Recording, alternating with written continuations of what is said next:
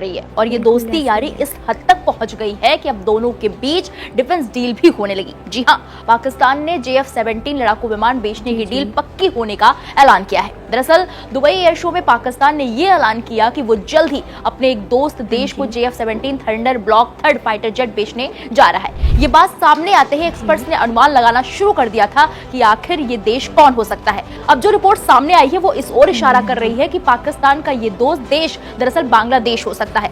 बांग्लादेश में तख्तापलट के बाद बने नए राजनीतिक समीकरणों ने ढाका और इस्लामाबाद के रिश्तों को फिर से मजबूत कर दिया है। यूनुस सरकार ने चीन और पाकिस्तान दोनों के साथ रक्षा सहयोग को पुनर्जीवित करने की दिशा में कदम बढ़ाए हैं। ऐसे दौर में JF-17 जैसे आधुनिक लड़ाकू विमान का अधिग्रहण बांग्लादेश वायुसेना के लिए बड़ा बदलाव साबित हो सकता है।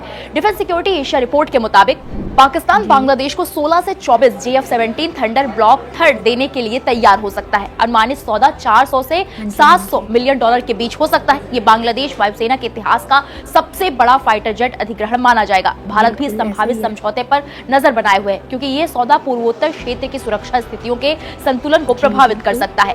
बांग्लादेश अपनी अर्थव्यवस्था को देखते हुए सेना को मॉडर्न बनाने के लिए सस्ते विकल्प ढूंढ रहा है। उसने एयरफोर्स के लिए एक बड़े एसेट के तौर पर JF-17 थंडर ब्लॉक पर ध्यान दिया है। उसके पास F7, MiG-29 और याक 130 जैसे विमान हैं, जिनकी तकनीकी आधुनिक युद्धक आवश्यकताओं के मुकाबले कमजोर मानी जाती है। ढाका ने जनवरी 2025 में औपचारिक रूप से JF-17 का मूल्यांकन शुरू किया था, जिसमें मशीन की तकनीकी क्षमता, हथियार प्रणाली और लागत तीनों का अध्ययन किया गया। क्योंकि बांग्लादेश सीमित बजट में आधुनिक तकनीकी चाहता है।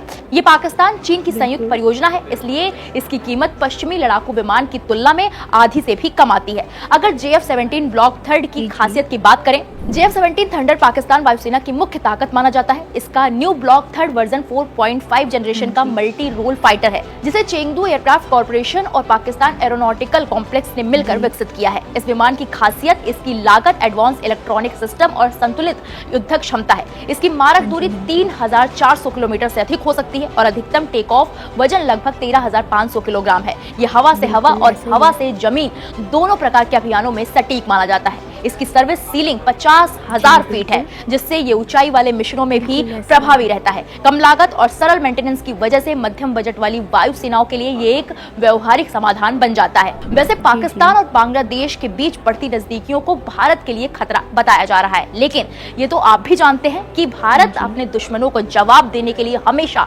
तैयार रहता है और कई बार भारत ने अपने तरीके से समझाया भी है कि अगर बुरी नजर से भारत की तरफ देखोगे तो हमें औकात दिखाना आता है। फिलहाल बांग्लादेश और पाकिस्तान के बीच अगर ये डील हो गई तो आपको क्या लगता है, ये भारत के लिए खतरा है या नहीं? हमें अपनी राय दक्षिण एशिया में रक्षा और रणनीतिक समीकरणों में एक नया बदलाव देखने को मिल रहा है।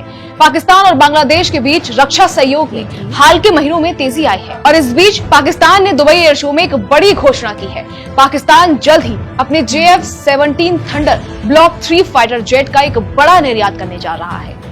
हालांकि पाकिस्तान ने अभी तक किसी देश का नाम नहीं लिया है, लेकिन रिपोर्ट्स के मुताबिक ये दोस्त देश बांग्लादेश हो सकता है। अगर ये सौदा पूरा होता है तो ये बांग्लादेश वायुसेना के लिए अब तक का सबसे बड़ा लड़ाकू विमान अधिग्रहण साबित हो सकता है। विश्लेषकों के मुताबिक शेख हसीना सरकार के बाद बने नए राजनीतिक समीकरणों ने ढाका और इस्लामाबाद के रिश्तों को पुनर्जीवित किया है। नई अंतरिम सरकार ने चीन और पाकिस्तान दोनों के साथ रक्षा सहयोग को मजबूत करने के संकेत दिए हैं। बांग्लादेश लंबे समय से अपने वायु बेड़े को आधुनिक बनाने की कोशिश में है। फिलहाल उसके पास F7, MiG-29 और YAK-130 जैसे विमान हैं, जो तकनीकी दृष्टि से आधुनिक युद्ध जरूरतों के मुकाबले कमजोर माने जाते हैं। इसलिए ढाका ने जनवरी 2025 में औपचारिक रूप से JF-17 की तकनीकी और लागत संबंधी समीक्षा शुरू की थी। विशेषज्ञों के मुताबिक JF-17 थंडर ब्लॉक 3 एक मध्यम बजट वाले देश के लिए बेहद व्यवहारिक ऑप्शन है। ये पाकिस्तान और चीन की संयुक्त परियोजना है, इसलिए इसकी कीमत पश्चिमी लड़ाकू विमानों की तुलना में लगभग आधी से भी कम है। डिफेंस सिक्योरिटी एशिया रिपोर्ट के मुताबिक पाकिस्तान बांग्लादेश को 16 से 24 JF-17 थंडर ब्लॉक 3 देने के लिए तैयार हो सकता है।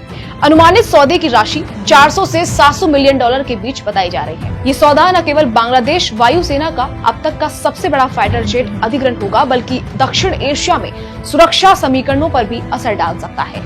भारत सहित पड़ोसी देश इस संभावित समझौते पर नजर बनाए हुए हैं, क्योंकि ये पूर्वोत्तर और बंगाल की खाड़ी क्षेत्र में सैन्य संतुलन को प्रभावित कर सकता है। और अब बात करते हैं कि JF-17 ब्लॉक 3 को बांग्लादेश वायुसेना के लिए इतना अहम माना क्यों जा रहा है।